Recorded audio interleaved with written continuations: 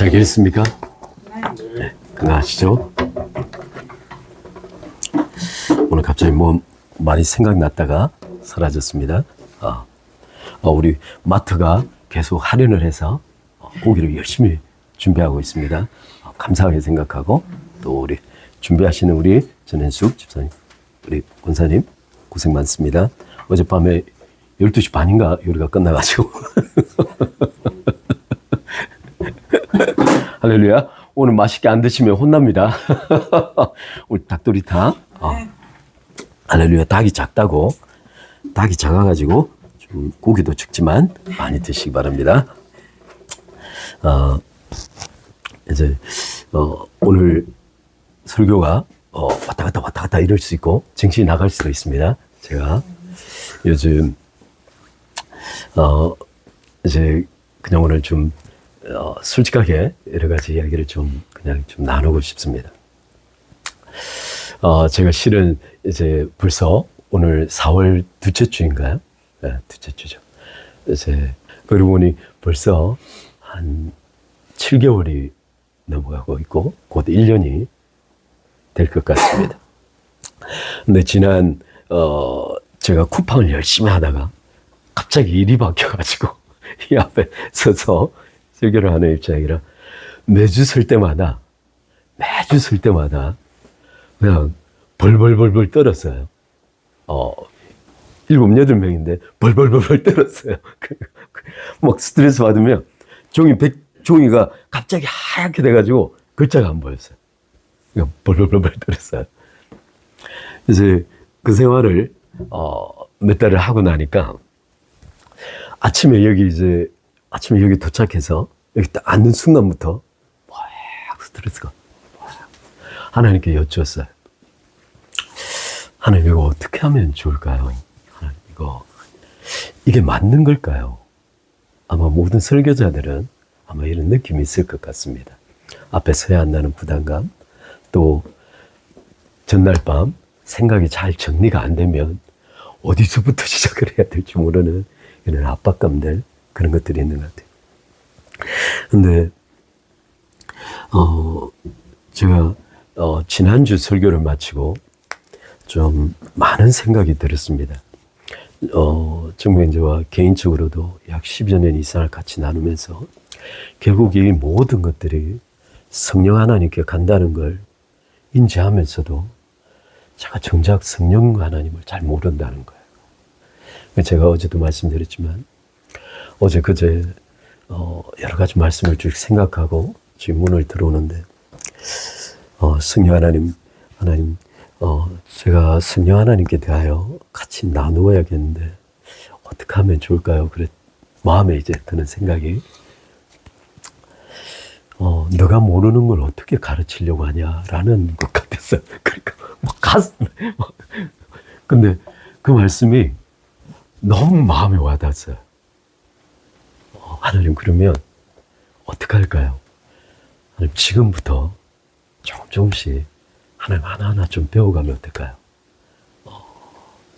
제가 이제 오늘 아침에 샤워하려고 이제 좀 그냥 이렇게 하겠습니다. 샤워하려고 찬양을 어제 우리 김상목 형제가 그제부터 찬양 올라오더 모르는 찬양이 갑자기 하나 올라온 거예요.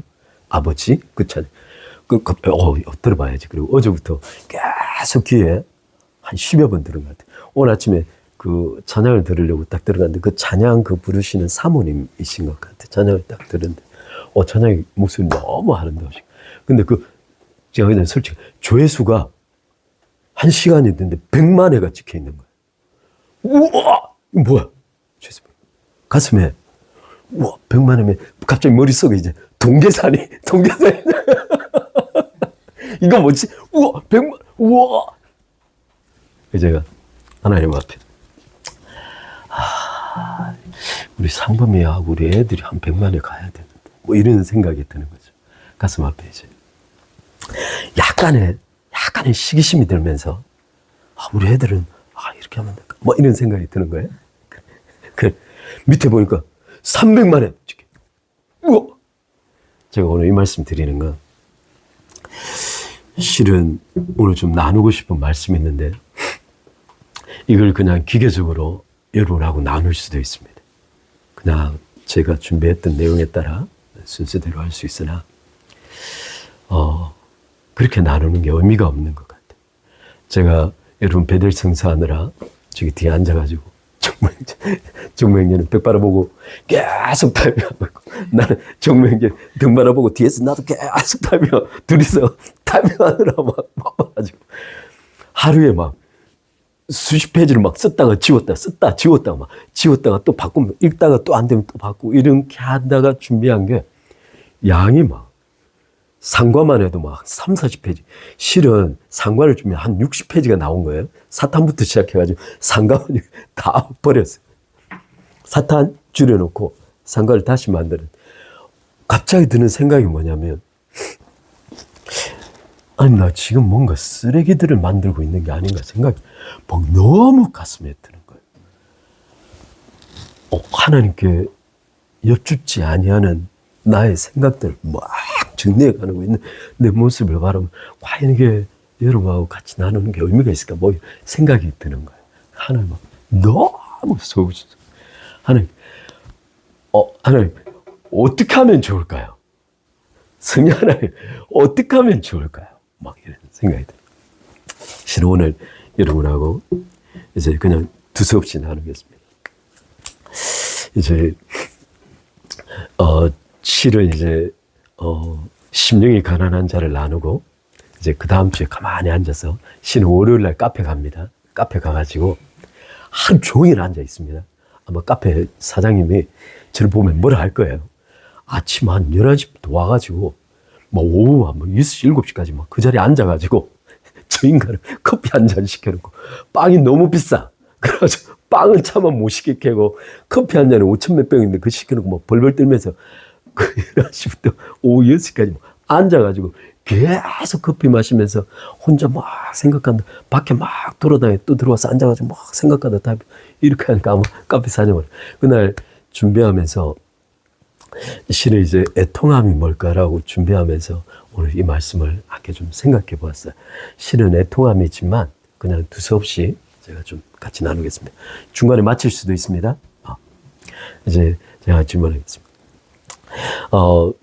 쭉 듣다가 갑자기 질문 하나가 생겼는데 고민이 들었어요. 행동에 변화가 없는 회개는 거짓이다. 다시 한번. 행동의 변화가 없는 회개는 거짓이다. 제가 한번 질문하겠습니다. 맞습니까? 틀립니까? 여러분 의견은 어떻습니까? 여기 이제 제가 여기 설계하러 썼지만 그냥 좀 내려놓겠습니다. 이제 여러분 어떻게 생각하십니까? 행동에 변화가 없는 회개는 거짓이다.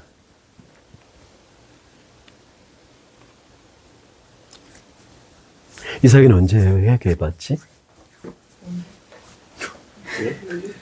오늘 아침에 됐나? 주로 자기 전에 하루를 마무리할 때 할렐루야. 돌아보니까 그때 되게 기도가 주로 어떤 내용을 회개할까? 약간 좀 뭔가 잘못에 대한 죄책감보다는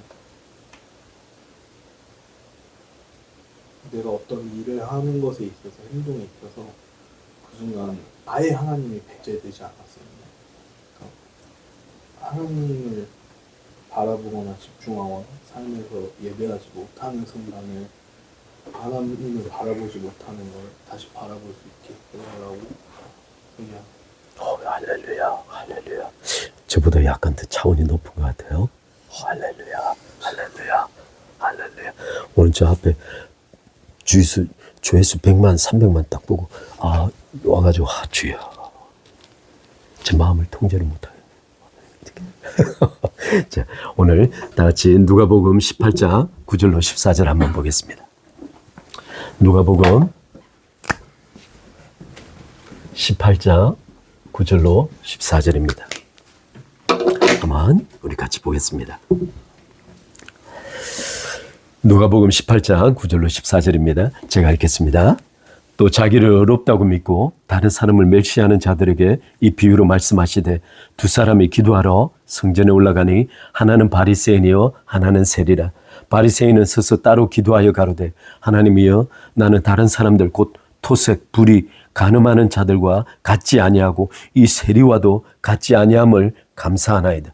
나는 일에 2번씩 금식하고 또 소득의 11조를 드리나이다 하고 세리는 멀리 서서 감히 눈을 들어 하늘을 우러러 보지도 못하고 다만 가슴을 치며 가로되 하나님이여 불쌍히 여기옵소서. 나는 죄인이로소이다 하였느니라. 내가 너희에게 이르노니 이 사람이 저보다 어렵다 하심을 받고 집에 내려갔느니라. 무릇 자기를 높이는 자는 낮아지고 자기를 낮추는 자는 높아지리라 하시니라. 아멘. 예수님께서 이 말씀을 누가복음 18장 9절에서 9절로부터 13절에 갑자기 바리새인과 세리를 비교하셨습니다. 왜 이 말씀을 갑자기 하셨을까요?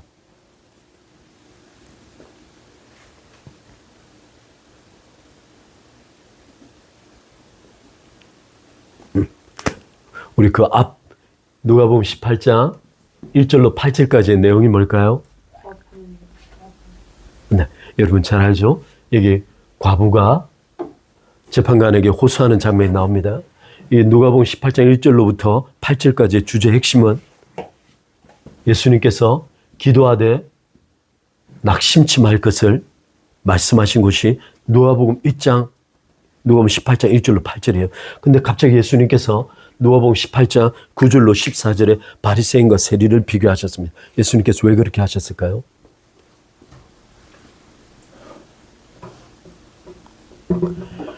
여러분, 기도를 가장 낙심케 하는 요소가 뭘까요? 기도를 좌절케 하는 핵심 요소는 바로 기도의 자격에 대한 문제입니다.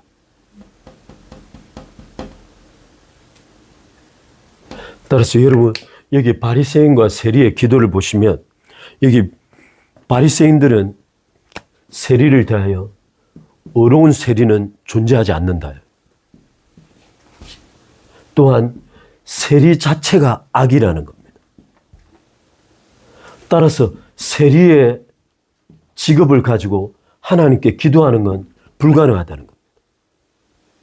이 바리새인들이 가장 자주 했던 말이 바로 행동에 변화가 없는 회개는 거짓이라는 겁니다.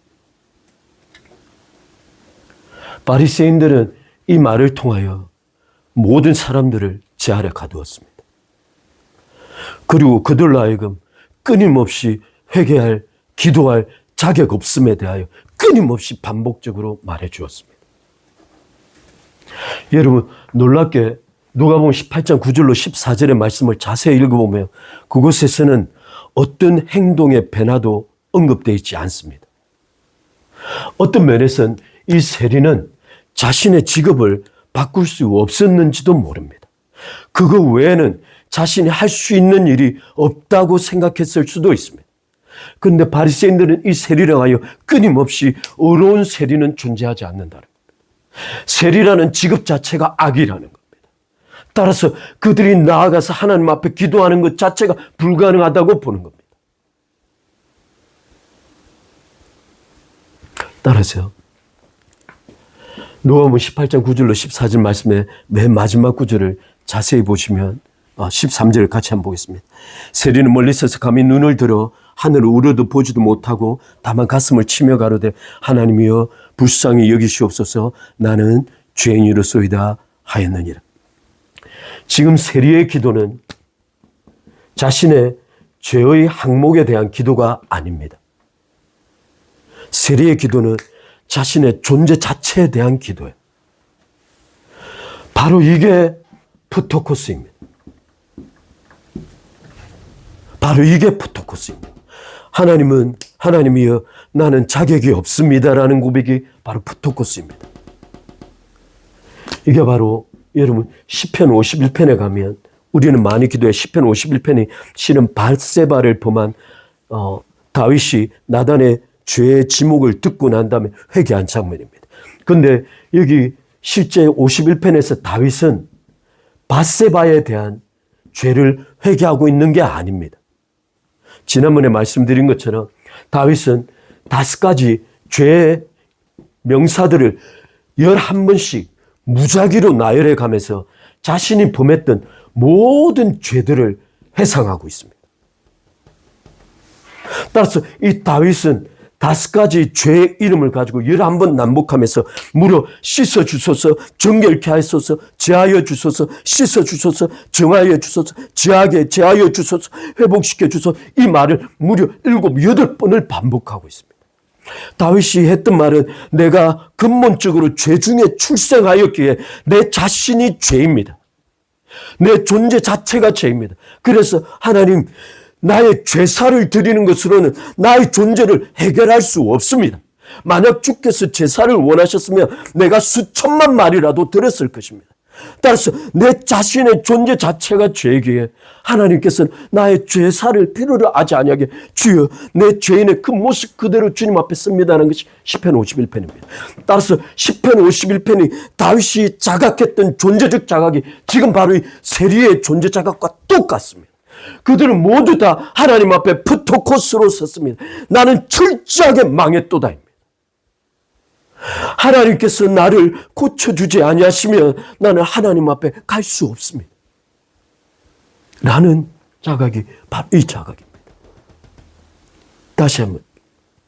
다윗은 시편 51편에서도 역시 자신의 행동 변화를 결단하지 않습니다. 그런데 여기 한 가지 주목할 것이 있습니다. 왜 이 두 말씀은 연결되어 있을까요?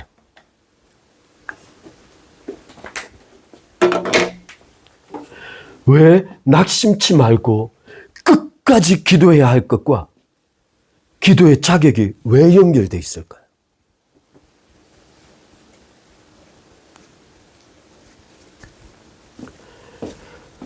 프토코스를 이끌어 하나님의 자녀를 만드는 과정 속에 그 핵심이 바로 절망하지 말고 기도함에 있기 때문입니다. 철저하게 하나님을 의지함에 있기 때문입니다. 존재적 파산은 적당하게 나를 고쳐 쓸 수 있다는 뜻이 아닙니다. 존재적 파산은 그야말로 존재적 파산입니다. 하나님께서 나에게 역사하지 아니하시면 나는 절대 회복될 수 없다라는 고백이 바로 프토코스에 대한 자각입니다. 바로 그것을 극복하기 위한 하나님께서 제시하시고 하나님께서 인도해 가시는 길이 바로 절망하지 아니하고 주님 앞에 끝까지 앉아있는 기도입니다. 바로 이 세례의 기도가 내 자신의 세리직을 버리겠습니다라고 말하지 아니하고 나는 죄인으로서이다. 나는 죄인입니다. 하나님이여 나는 죄인입니다. 그리고 심지어 그는 하나님께 용서조차도 구하지 못합니다. 용서조차도 구하지 못하는 바로 그 세리에게 끝까지 그 자리에 서 있으라는 거예요. 하나님께서 하시겠다는 거예요.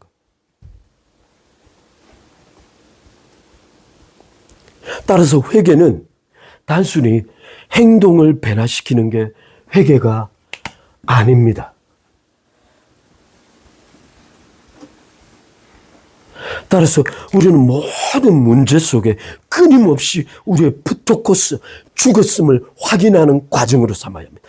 모든 삶의 과정, 모든 죄의 과정, 모든 우리 일상 속에 일어나는 일들 가지고 끊임없이 프토코스로 가야 합니다. 그것이 우리의 삶이 너무 성공하여 잘 됐을 때 그때 느끼는 만족감 속에서도 프토코스를 찾을 수 있어야 합니다.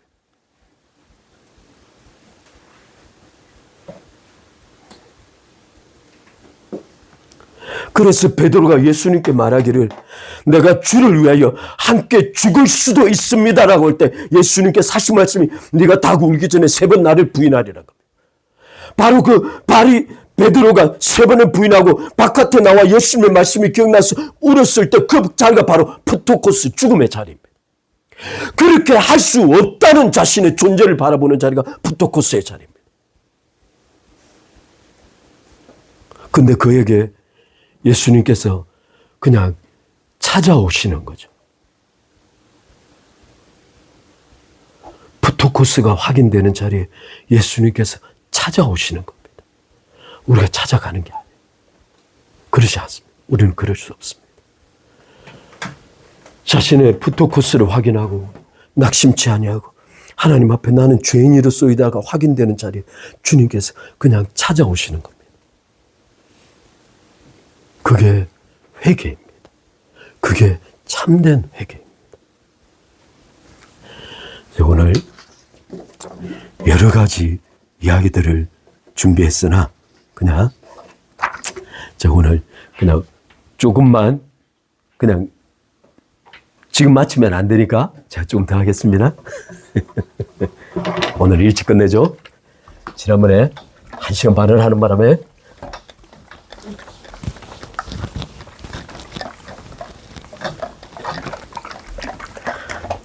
제 원래 성격 같았으면 이걸 열심히 했을 거예요. 자, 갈라디아서 5장 16절로 18절 한번 보겠습니다.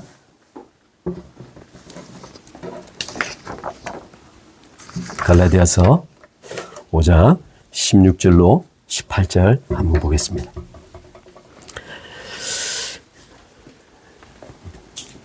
갈라디아서 5장 16절로 18절 제가 읽겠습니다. 내가 이르노니 너희는 성령을 쫓아 행하라.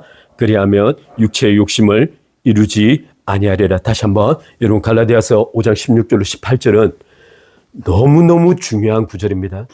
여기에 사용되는 단어들을 자세히 보셔야 합니다. 첫 번째, 내가 이르노니 너희는 성령을 쫓아 행하라. 그리하면 육체의 욕심을 이루지 아니하리라. 육체의 욕심을 이루지 아니하는 방법은 하나로 제시되어 있습니다. 성령을 쫓아 행하는 거예요.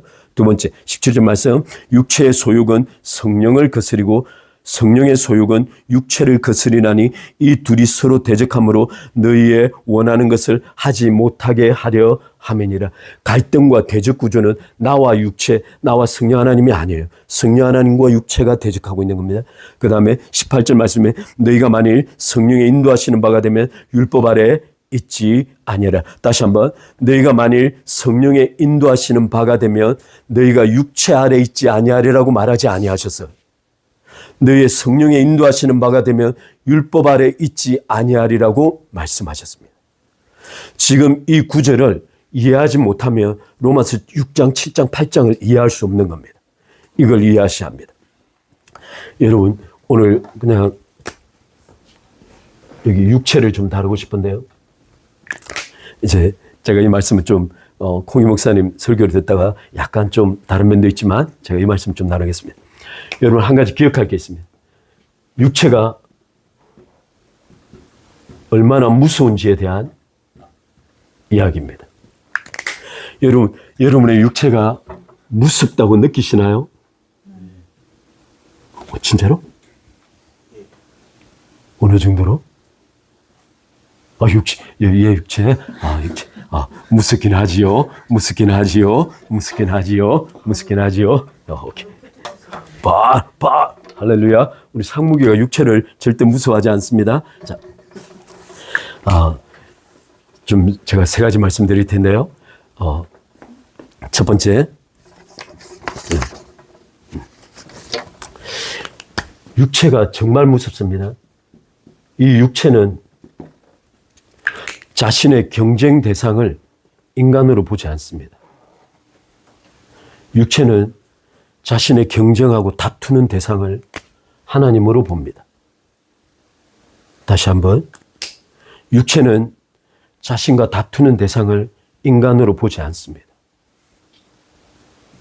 육체는 성령 하나님과 직접 경쟁합니다.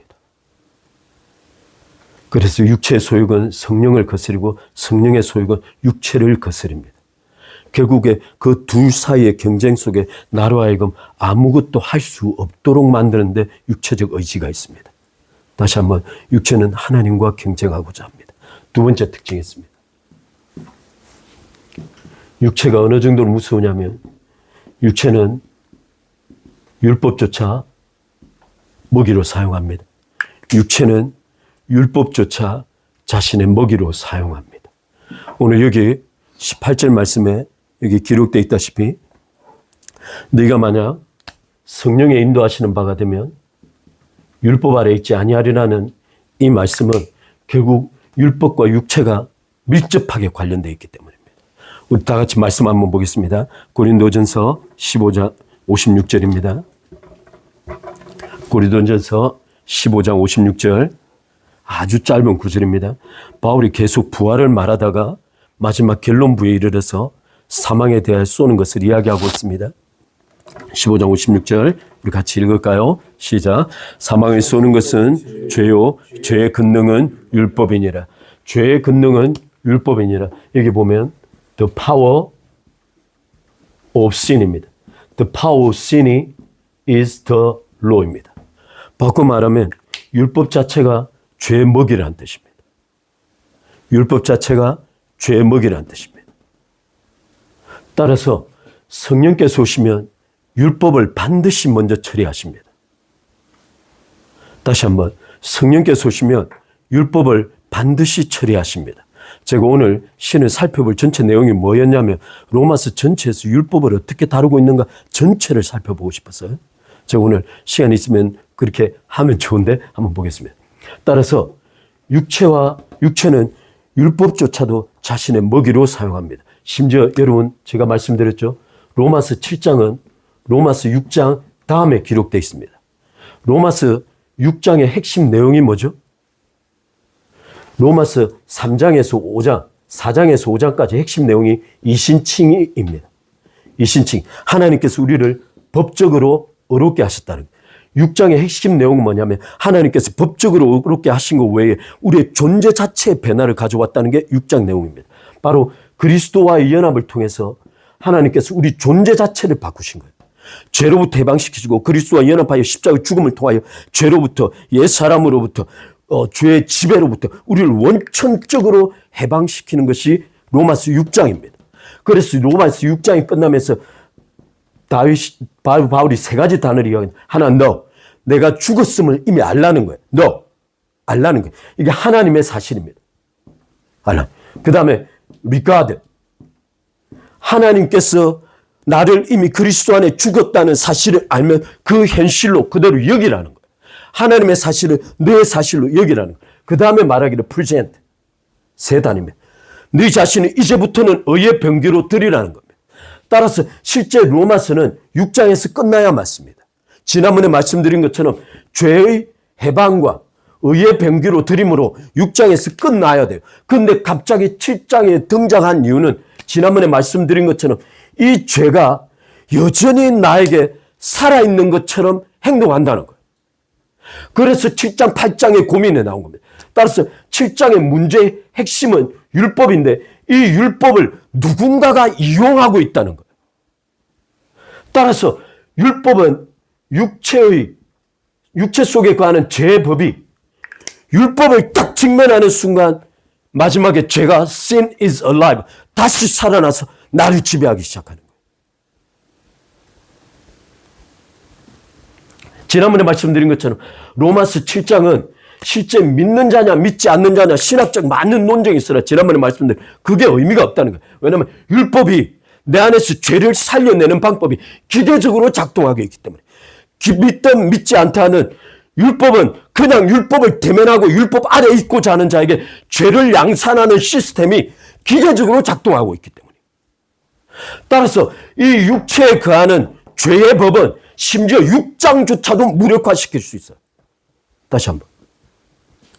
육체에 거하는 죄의 법은 6장에서 이미 그리스도의 십자가를 통하여 완성되어졌다는 하나님의 사실조차도 이 현실 속에서 완전히 무력화시켜버릴 수 있어요.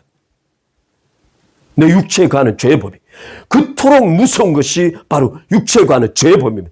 그래서 바울 3층째로 올라가서 하나님을 보고 다메섹 도상에서 그리스도반이 예수 그리스도께서 빛 가운데 나타나신 걸 보았던 바울 자신조차도 바로 육체에 관한 죄가 율법을 통해 살아나는 것을 보고는 오라 나는 궁구한 자로다. 이 죄와 사망의 몸에서 누가 나를 건져내라. 곧 간식할 수밖에 없었다. 바울 자신조차도.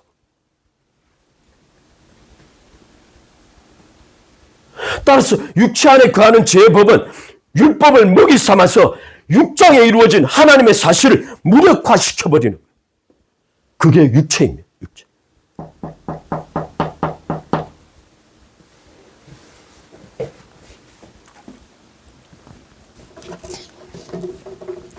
그리고 세 번째 특징이 있습니다.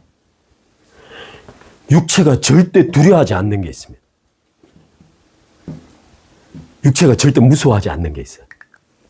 그게 뭘까요? 육체는 하나님과 다투고 심지어 율법조차도 먹이로 사용하는데 율법이 절대 무서워하지 않는 게 있습니다. 그게 뭘까요? 바로 우리의 각오입니다. 도덕을 향한 우리의 열정입니다. 선을 향한 우리의 헌신을 육체는 전혀 두려워하지 않습니다. 오히려 율법에 대한 기대가 높으면 높을수록 훨씬 더 죄는 강해집니다. 왜냐하면 바로 이 율법 자체가 죄먹이기 때문입니다. 여러분들이 선의 의지를 가지면 가질수록 내 삶과 관계와 내 육체의 죄 자체를 내가 지배하고 통제하려면 할수록 더 강력하게 육체는 살아날 수 있습니다.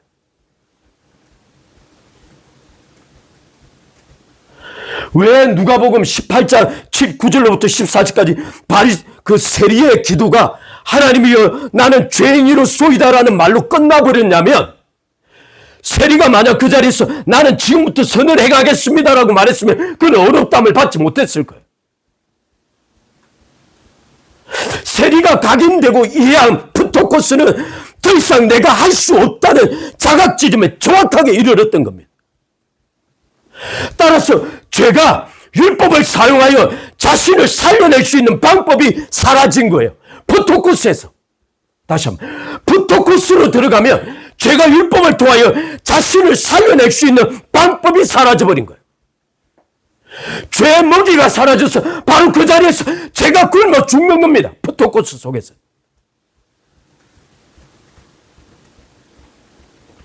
나의 선의 의지, 도덕의 의지, 자기 의의 모든 의지가 사라지는 그 지점에서 바로 죄가 같이 죽어버리는 거예요. 이게 바로 7장, 8장의 이야기예요.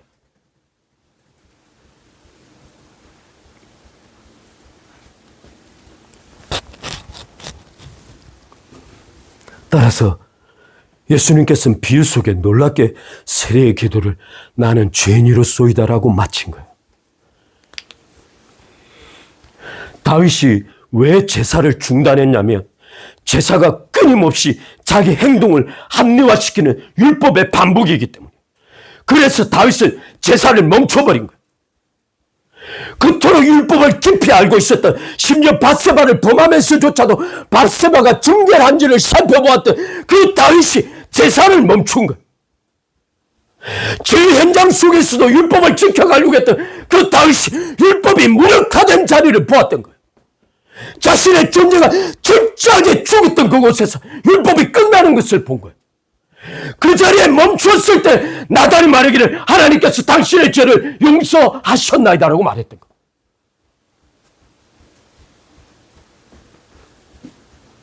할렐루야.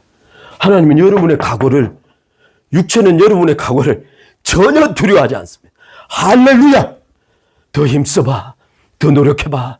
더 통제해봐. 더 간절히 해봐. 좀 더 노력하면 될 수 있잖아 라고 말하고 싶어요.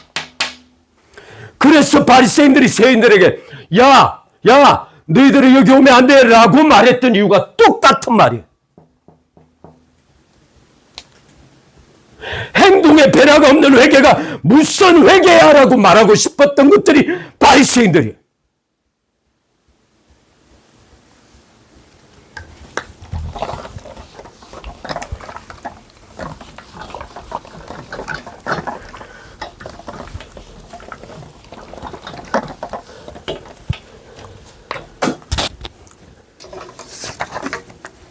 제가 오늘 이건 안 하려다가 이거 안 하면 다음 주에 후회할까봐 제가 좀 이 부분, 제가 오늘 로마서 1장에서 8장까지 소위 율법이라고 기록되어진 모든 구절을 다 찾아본 겁니다. 찾아보고 제가 단계 좀 빠르게 설명하고 마칠게요. 바울은 대간적 율법에 대하여 어떤 입장을 가지고 있는가? 로마서 1장부터 8장까지의 쭉 내용을 한번 좀 빠르게 살펴보고 마치겠습니다.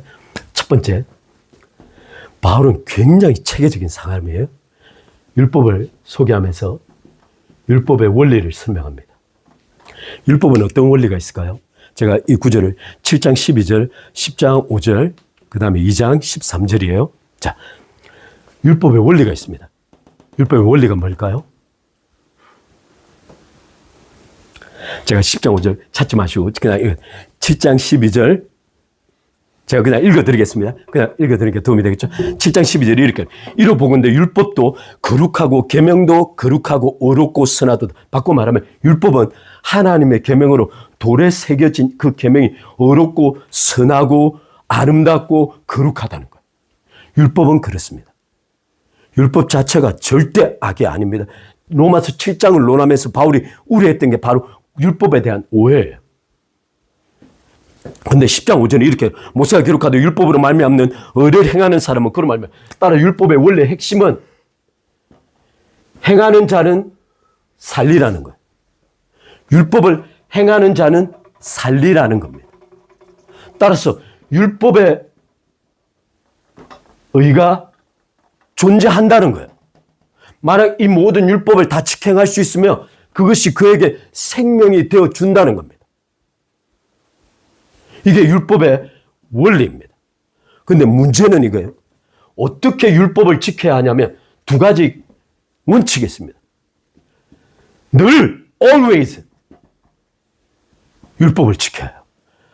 한순간도 생각이 핀트가 빗나가거나 아까 이사이가 말했듯이 밤에 잠깐 핀트가 빗나가는 이런 삶들을 쭉 돌이켜보는 거죠. 제가 잠깐 유튜브 100만 때문에 생긴 이 감정들이 바로 그 순간대로 이게 always 늘 지켜야 해요. 두 번째, 모든 걸 지켜야 해요. 율법에 약 600여 가지가 되는데 이것을 always only 해요. 따라서 이렇게 지키면 이게 생명을 줄 거라는 거예요. 이게 율법의 기본적 바울이 말하고 있는 로마서가 말하고 있는 기본적 원칙입니다. 따라서 이것 때문에 발생한 문제가 있죠. 누구도 이것을 할 수 없습니다. 야고보서 말씀에 의하면 율법 모든 것을 599가지를 거치다가 한 가지 내가 아까 그 유튜브 조회수 100만을 딱 쳐다보고 가슴에 잠깐 MB 시기를 잠깐 넘기는 순간 율법 600가지를 다 범했다고 하나님 간주하시는 거예요. 이게 율법의 원리 세 번째. 모든 것을 지키지 않으면 모든 것을 파괴했다고 생각합니다. 따라서 학자들 말하기를 0%가 아니면 100%예요. 율법에 중간에 59%, 99% 이게 없어요. 그냥 100%를 지키나 안 그러면 0%예요. 따라서 이 율법의 근본적 의도는 생명을 주기 위함이 아니라 모든 사람들을 죄 아래 가두기 위함입니다. 제가 이 부분을 좀 넘어가겠습니다. 첫 번째, 율법의 원칙이에요. 두 번째, 제가 좀 빨리 하겠습니다. 자, 인간이 율법에 실패하는 이유를 바울이 말해놨어. 왜 인간은 율법에 실패할 수밖에 없을까요? 제가 오늘 빨리 하겠습니다. 7장 14절입니다. 이렇게 기록하고 있어요. 찾지 마시고 우리가 율법은 신령한 줄 알거니와 나는 육신에 속하여 플래시 이게 육체에 속하여 죄 아래 팔렸도다. 바꿔 말하면 죄의 불가항력 지배를 받고 있다는 거예요. 내가 육신 속에 있어서 죄의 불가항력적 지배를 받고 있다는 거예요. 따라서 인간은 율법을 지킬 수 없는 존재 자체. 따라서 인간은 존재가 율법과 반응할 수 없는 존재. 이게 놀라운 사실. 하나님께서는 인간이 율법에 반응할 수 없다는 사실을 아셨다는 거예요. 의도적으로 율법을 주셨어요. 지난번에 말씀드렸듯이 왜 하나님께서는 인간이 율법에 반응할 수 없다는 사실을 아시면서도 왜 율법을 주셨을까요? 깨달으라. 하나님 교제. 궁극적으로는 그렇죠. 바로 모세가 율법을 받기 전까지 사람들이 다 죽었어. 지난번에 말씀 왜 죽는지를 모르는 거예요. 그러니까 이런 곳에서 불교가 나오는 거예요. 이런 곳에서 도교가 나오는 거예요. 이런 곳에서 철학이 나오는 거예요. 따라서 모세가 율법을 주기 전까지 인간은 자신이 왜 죽는지를 모르는 거예요. 지난번에 칸트 말씀드렸듯이 칸트가 정작 하나님은 도덕적 지식을 가진 절대 존재임을 말하면서도 왜 인간이 도덕적 존재인지를 칸트가 논할 수 없었던 거예요. 왜냐하면 인간은 늘 도덕적 존재라고 생각해 왔기 때문에. 그래서 단 한 번도 칸트는 왜 인간은 도덕적 존재이며 도덕적 존재인데도 불구하고 왜 도덕을 지킬 수 없을까 고민하지 않았던 거예요. 따라서 하나님께서 인간에게 율법을 주신 근본적인 목적은 죄를 깨닫기. 지금 세 번째가 있는데 바로 그겁니다. 하나님께서 율법을 주신 목적입니다. 목적 첫 번째 아까 말씀드린 대로 죄를 폭로하기 위함입니다. 죄의 존재를 폭로해야만 사망의 원인을 규정할 수 있기 때문이에요. 자신이 왜 죽는지를 알기 때문입니다. 그래서 죄 폭로가 필요합니다. 이 모든 구절들은 제가 다음에 또 오늘 그냥 짧게 말씀드릴게요. 두 번째, 죄를 폭로하기 위해서는 필연적으로 와야 할 게 있습니다. 율법이 어떻게 죄를 폭로할까요? 제가 지난번에 바로 로마서 7장의 구절입니다. 율법이 기계적으로 죄를 마구 양산합니다. 율법이 자기 자신 아래로 들어오는 모든 인간들에게 기계적으로 죄를 양산해 주는 거예요. 따라서 기계적으로 죄를 양산함으로 모든 사람은 내가 율법을 나는 죄인이구나. 나는 죄를 짓구나. 나는 왜 계속 죄를 짓지라고 고민할 수밖에 없는 거예요. 따라서 죄를 폭로하기 위한 방법으로 끊임없이 율법은 기계적으로 죄를 양산해냅니다.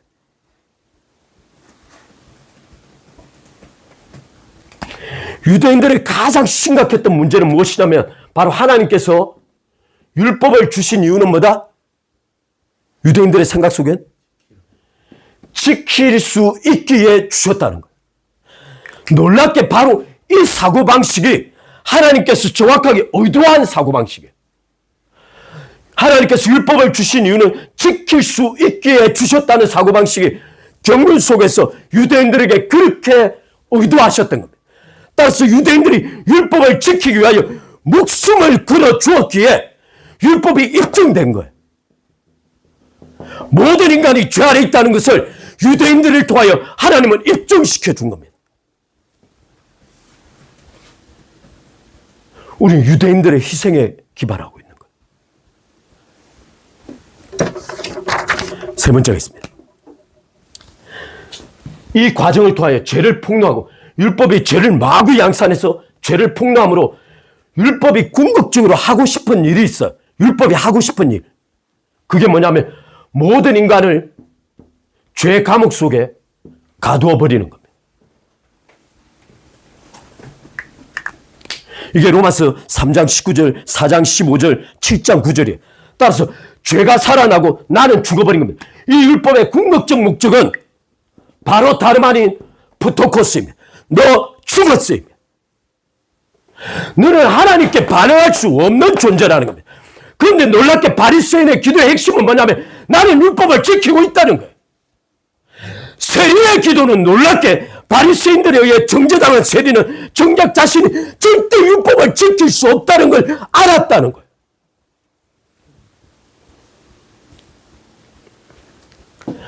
따라서 율법의 최종 목적은 모든 인간을 죄 아래 가두는 겁니다. 그런데 절대 나는 죄 아래 있지 않아 라고 말하는 사람들이 바로 유대인들이고 율법을 지킬 수 있다고 말하는 사람들이. 그들이 내부를 바라보면서 부토코스한 사람들을 바라보면서 하는 말이 행함이 없는 회개는 거짓이야 라고 말하고 싶은 거예요.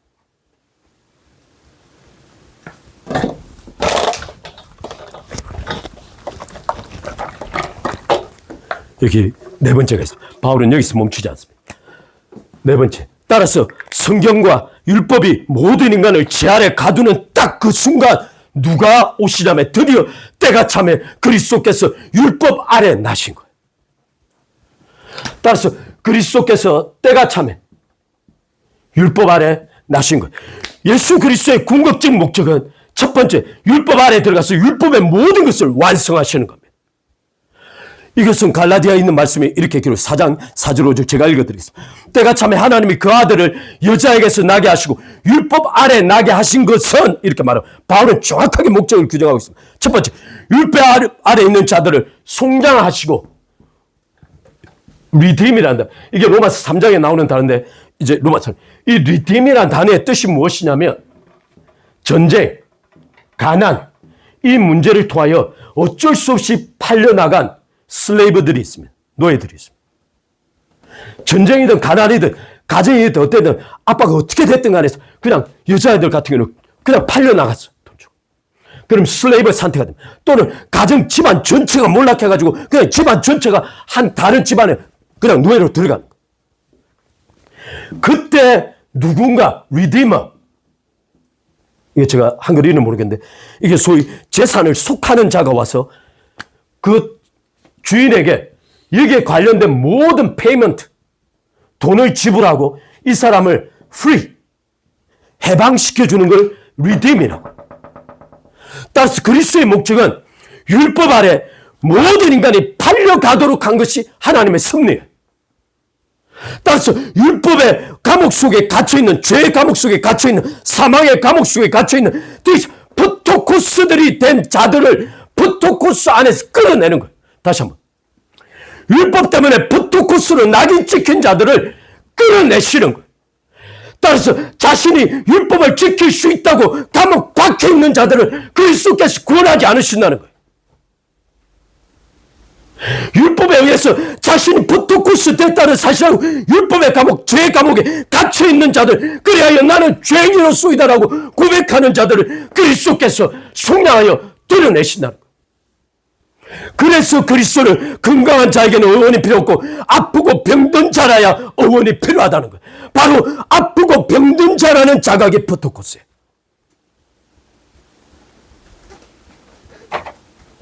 이게 갈라디아서입니다.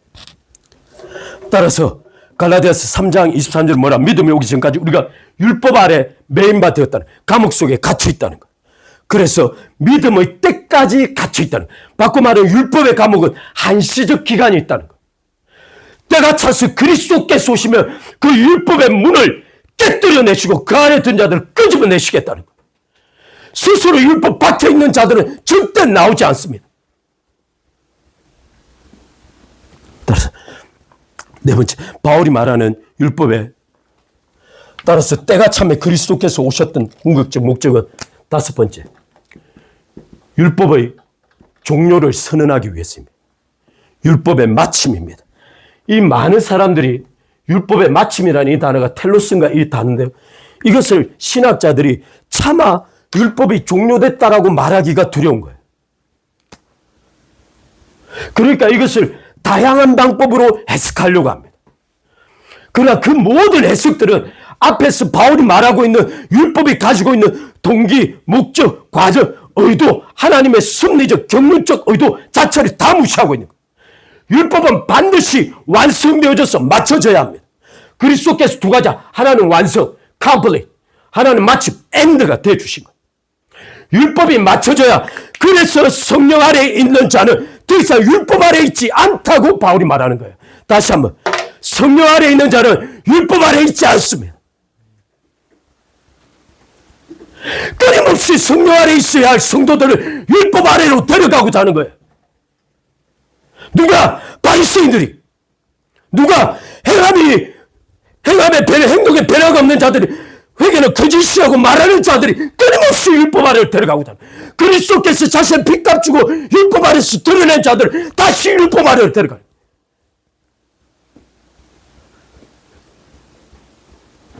그건 우리가 절대 하지 말아야 할 일이에요. 그래서 로마서 10장 4절에 이렇게, 그리스도는 모든 믿는 자에게 의를 이루기 위하여 율법의 마침이 되어주냐. 바로 성령께서 오셔서 율법을 완성하고 성취해내실 거기 때문에 율법이 종료돼야 성령께서 역사하시고, 성령께서 역사하셔 하나님께서 의도하신 의가 완성된다는 거예요. 따라서 그리스도는 자신의 온몸으로 율법을 마침을 이루신 거예요.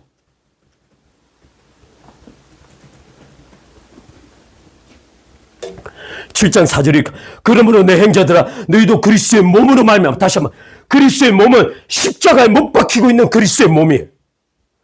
그 그리스도의 몸으로 말미암아 율법에 대하여 죽음을 당하였으니, 수동태, 그리스도의 몸으로 말미암아 우리 모든 믿는 자, 하나님 안에서 구원받고 택함받은 자들을 그리스도와 함께 십자가에 못 박혀서 죽음에서 율법에 대하여 죽어버린 거예요. 율법이 다시는 죄의 먹이가 되지 못하도록 만드시겠다는 거예요. 율법은 우리의 각오를 두려워하지 않아요. 율법은 우리의 의식을 두려워하지 않고 우리의 의지를 두려워하지 않아요. 율법이 두려운 건 성령 하나님이세요.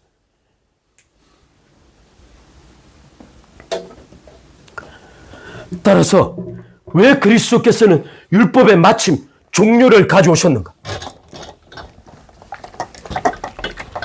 바울은 굉장히 체계적으로 지금 기록해 가고 있는 거예요. 6번째, 왜 율법의 마침이 반드시 와야 하는가? 바로 하나님을 섬기는 새로운 길이 있다는 거예요. 하나님을 섬기는 새로운 길을 주기 위함이에요. 다시 한번, 새 언약은 하나님을 섬기는 새로운 길에 대한 이야기. 이 길은 목적어가 아닌 way, 방법이 방법에 대한 이야기. How, 어떻게 하나님을 섬겨야 할 것이고. 더 이상 율법이 하나님을 섬기는 방법으로 서선 안 된다는 거예요. 이 말씀을 바울이 정확하게 기록하고 7장 6절. 이제는 우리가 얽매였던 것, 곧 우리를 사로잡아 우리를 노예 삼았던 것에서, 다시 한번, 우리를 얽매였던 것, 노예 삼은 것이 무엇이냐면 바로 율법이에요. 바울은 율법을 우리를 노예 만드는 도구로 보았던 거예요. 이러므로 우리가 새로운 것으로 성경, 영의 새로운 것, 더 영어로 newness of the spirit. In the newness of the spirit. 성령의 새로운 방법으로 하나님을 섬겨야 한다. 따라서 새 언약 안에서 하나님을 섬기는 방법은 바로 성령 하나님이세요. 다시 한번, 바울은 정확하게 말하고 싶어요. 하나님께서 새 언약을 통해 새로운 길을 열어주고자 하신다는 거예요. 하나님을 섬기는. 그게 바로 성령의 새로운 길. 그 다음에 뭐라고 말하고 있냐면, 의문에 묵은 것으로 하지 아니할지. 이 의문이라는 단어가 계속 학자들이, 죄송한데 한글 학자들이 너무나 나빠. 죄송합니다. 의문이 아니에요. 여기는 let, 문자예요. 문자. 더 이상 in the oldness of the letter. 문자의 옛길로 섬기지 말라는 거예요. 문자는 바로 돌에 새겨진 하나님의 십계명을 뜻해요. 율법의 문서 조문을 뜻해요. 따라서 letter, 문자를 가지고 끊임없이 율법을 각인하고 생각하고 내가 지켜야 해, 지킬 수 있어, 지켜야만 내 스스로 십자가에 매달려야만 해 라고 생각하는 모든 것들에 대하여 죽음을 선고하는 것이 그리스도의 십자가.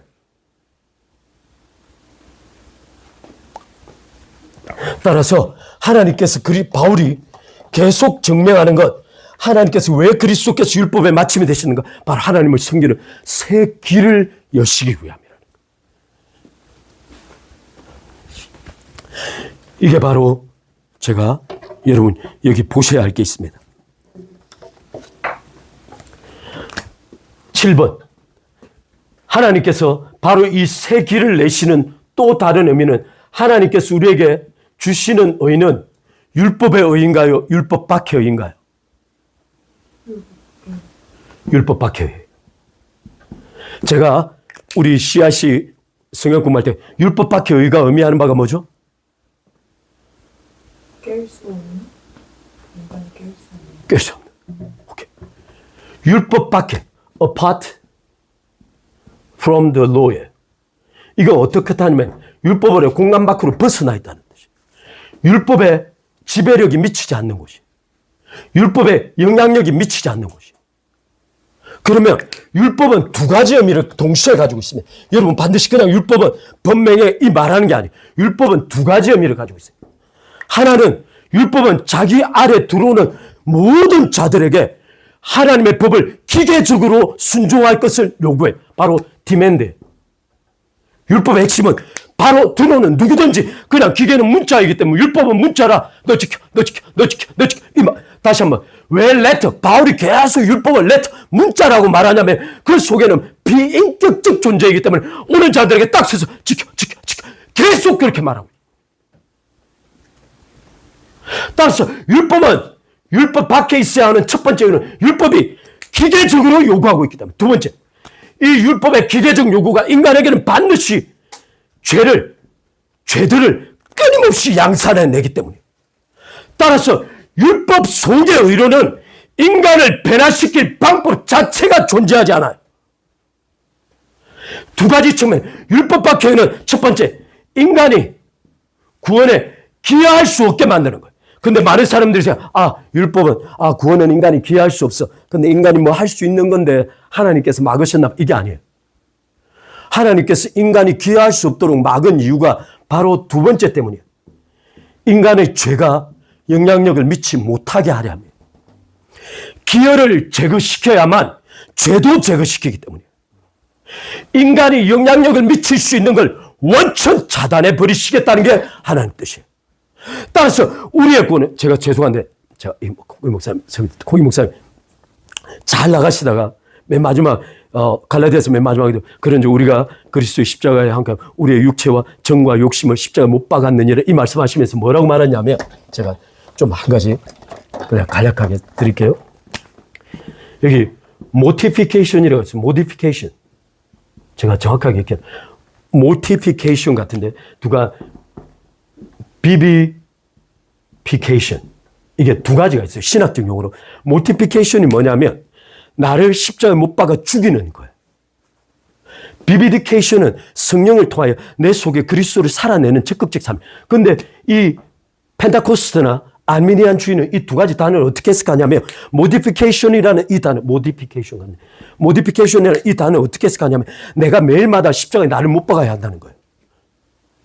그 근거 구절이 뭐냐면 아까 말한 갈라디아서 5장 24절인가 25절인가 이 구절이 뭐라고 말하냐면 그런즉 우리가 그리스도와 함께 우리의 육체와 더불어 정과 욕심을 십자가에 못 박았느니라고 기록되어 있는데 crucified라는 word죠. 또는 word죠.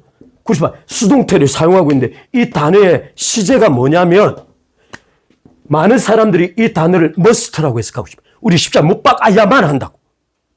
근데 이 시제는 부정과거예요. 에로이스트. 부정과거는 뭐냐면 그리스도께서 2000년 전에 십자가에 못 박았을 때 이미 우리가 달려서 죽어버렸다고 단회적 사건이에요.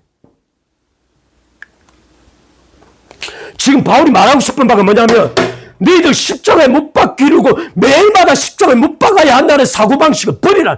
너희들 이미 2000년 전에 죽어버렸다는 거예요. 우리가 할 일은 우리를 십자가에 또 못 박고 누가 우리를 못 박고 그럴 수 없어요. 그것 자체가 율법이고 그것 자체가 자기예요. 그래서 바울이 이미 2000년 전에 너를 그리스도와 함께 십자가에 못 박아 죽어버렸다는 거예요. 그래서 바울이 로마서 6장에 말하기를 너희는 알라라는 거예요. 너희를 또다시 십자가에 못 박으라고 말하지 않냐고 그리스도와 함께 2000년 전에 이미 죽었다는 사실을 알라라는 거예요. 제가 지금 이것 때문에 좀 살펴보고 있는데 반드시 하죠. 여러분 바울이 말할 때 알고 두 번째 regard 그렇게 여기고 세 번째 present 하나님 자신을 드리라는 거예요. 따라서 이 하나님께 자신을 드리는 가장 기초 저변에는 먼저는 regard 여기 있어요. 그리스도 하나님의 사실을 나의 사실로 받아들이는 regard 믿음이 있어요. 그 이전에 무엇이 필요한가? 하나님께서 나를 이미 그리스도 안에 십자가에 못 박아 죽여버렸다는 사실을 알라라는 거예요. 이미 끝나버렸어요. 여러분들 다 끝난 거예요. 그래서 성령께서 성령께서 여러분을 데려갈 때 죽이려고 데려간 게 아니에요. 여러분들을 푸토코스로 만들려고 데려간 게 아니고 이미 푸토코스라는 사실을 알라는 거예요. 이미 죽었다는 사실을 보게 하시고 그래서 성령께서 끊임없이 우리의 눈을 여시는 거예요. 성령께 사실은 우리 데려다 또 십자가에 못 박이는 이게 아니고 이미 못 박아 죽었다는 사실을 우리의 눈을 열어 계속 더 보게 하고 점점 더 선명해지는 거예요. 이미 죽은 사실이 2000년 전에 십자가에 내가 달렸다는 게 점점 더 그래서 바로 누가복음 18장 1절로 9절에서 끊임없이 기도하고 낙심치 말라는 거예요. 왜냐하면 바로 그 기도의 자리가 성령께서 우리의 눈을 열어주는 자리이기 때문에 그것은 우리의 의를 변화시키고 우리 행동을 변화시키고 우리가 뭔가 하나님 앞에 해야 되는 의지에 대한 표현이 아니고 성령께서 우리 자신이 이미 2000년에 죽었다는 사실을 눈을 열어 보여주기 위한 기도의 자리라는 거예요.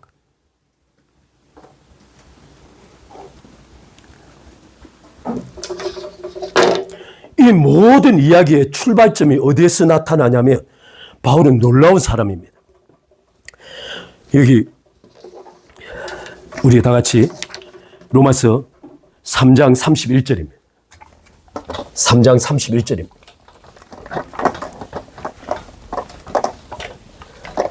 3장 31절 볼까요? 같이 읽겠습니다. 시작. 그런즉 우리가 믿음으로 말미암아 율법을 폐하느뇨 그럴 수 없느니라. 도리어 율법을 굳게 세우느냐. 지금 로마서 1장에서부터 2, 3, 4, 5, 6, 7, 8 이렇게 말하잖아요. 로마서 1장 18절에부터 3장 19절, 20절까지 모든 인간이 율법으로 말미암아 죄 아래 갇혔다는 걸 입증해냈어.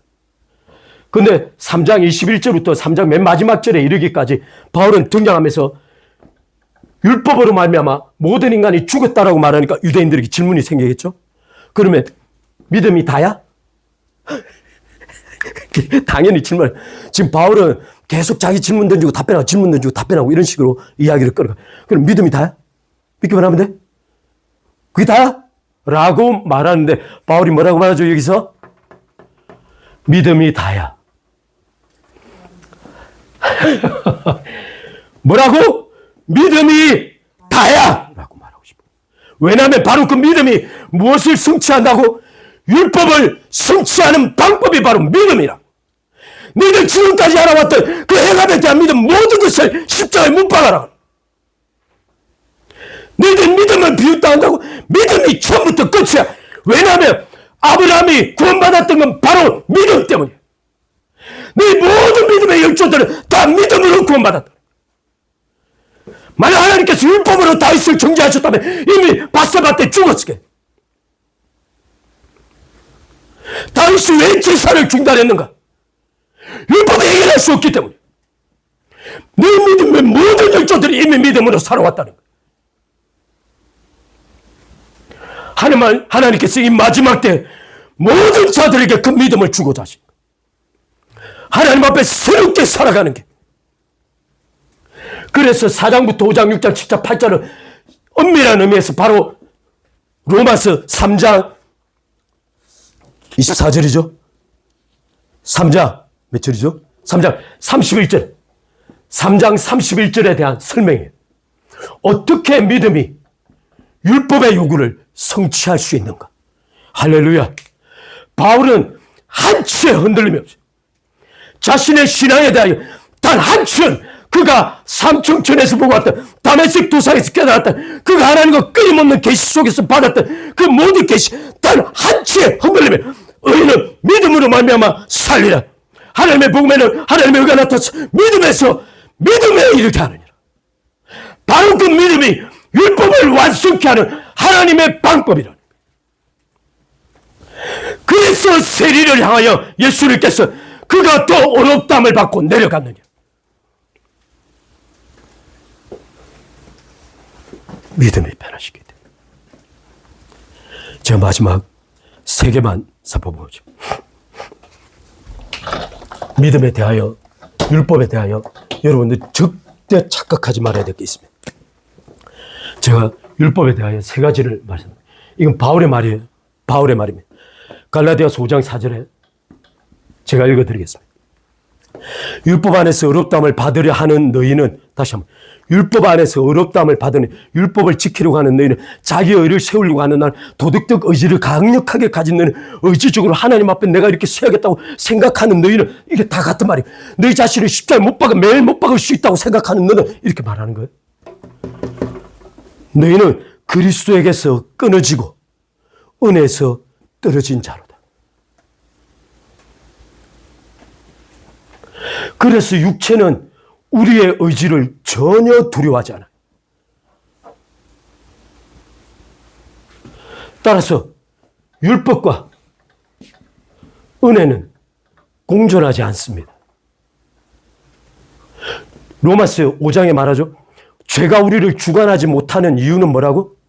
우리가, 다시 한번, 죄가 우리를 지배하지 못하는 이유를 바울이 정확하게 말했죠. 우리가 누구 아래 있지 않냐고? 율법 아래 있지 않냐고? 은혜 아래 있기 때문에.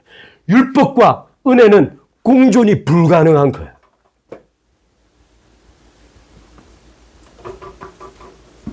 두 번째, 갈라디아서 5장 18절입니다. 뭐라고 기록하고 있냐면, 만약 너희가 성령의 인도하시는 바가 되면 뭐라고? 성령의 인도하시는 바가 되면 율법 아래 있지 않다고. 성령께서 여러분에게 율법을 요구하시기 위해서 오신 분이 아니에요. 여기에 율법 여러 가지 신학자들이 또 많은 말들을 하고 싶어 하나 다 제껴놓고 바울은 클리어해요. 율법 아래 있지 않다고. 따라서 율법 아래 있으면서 동시에 성령 아래 있고자 하는 거 다 율법의 성령에 대한 모독이에요.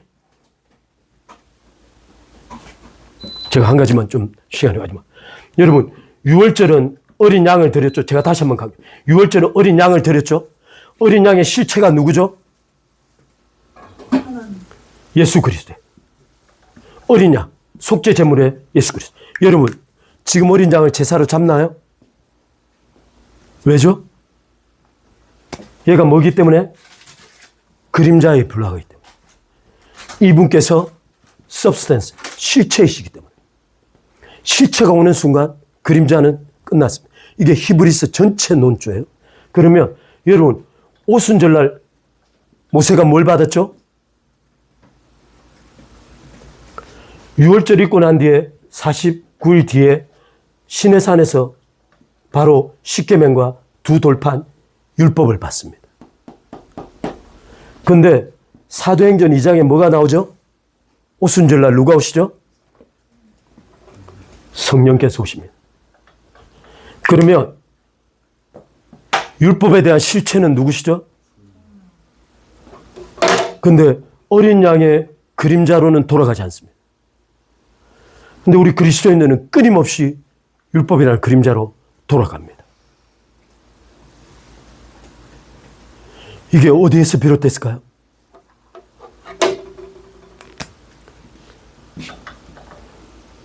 헬라 철학입니다.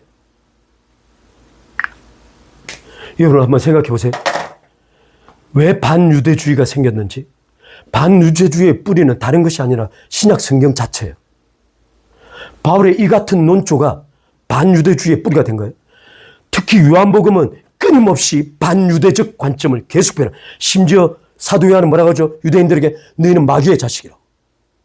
너희는 제 아래서 났다고. 너희는 땅에서 났다고. 예수님께서 직접 하신 말씀이에요. 따라서 정작 유대인으로서 사도들이 되었던 자들은 끊임없이 율법에 대하여 적대적 태도를 취하고 있어요. 제가 아까 적대적이라는 말 반드시 기억. 율법도 선하고 거룩하고 어려운 거예요. 그러나 그것이 구원으로 개입해 들어오는 순간 성령을 모욕하는 거예요. 은혜를 잃어버리는 거예요. 그리스도로부터 끊어지는 거예요. 세 번째 이렇게 돼요. 로마서 6장 14절 아까 말했죠? 6장 14절 제가 여기 다른 거네요. 6장 14절도 아까 위에서 말씀드렸죠? 제가 또 하나 말씀드려요. 위로 올라가면 제가 갈라디아서 3장 23절입니다. 여기 갈라디아서 3장 23절. 여기는 뭐라고 기록되어 있는지 제가 읽어드리겠습니다. 이렇게 기록하고 있습니다. 갈라디아. 믿음이 오기 전에 우리가 율법 아래 매인받고 계시될 믿음의 때까지 갇혔느니라.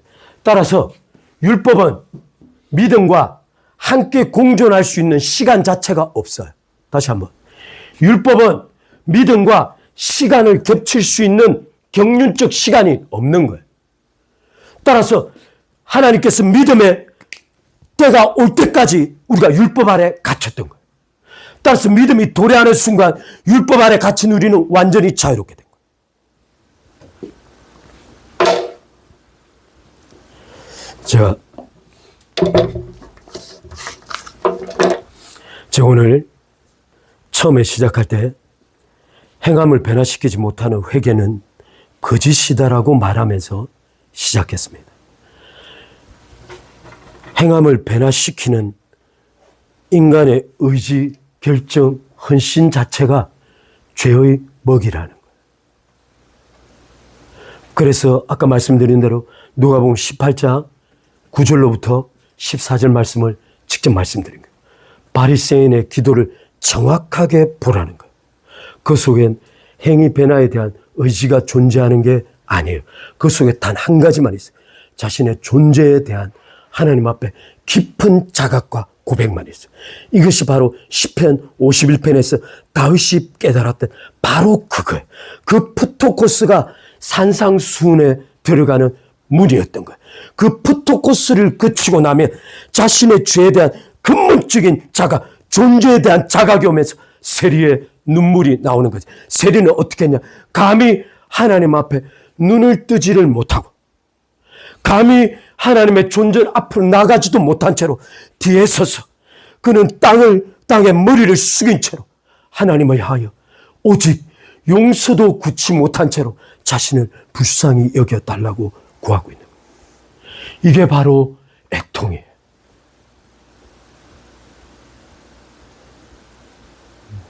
푸토코스가 우리 속에 일으켜내는 하나님 앞에서의 우리의 고백이 바로 애통이에요. 산상수훈은 이렇게 가는 겁니다.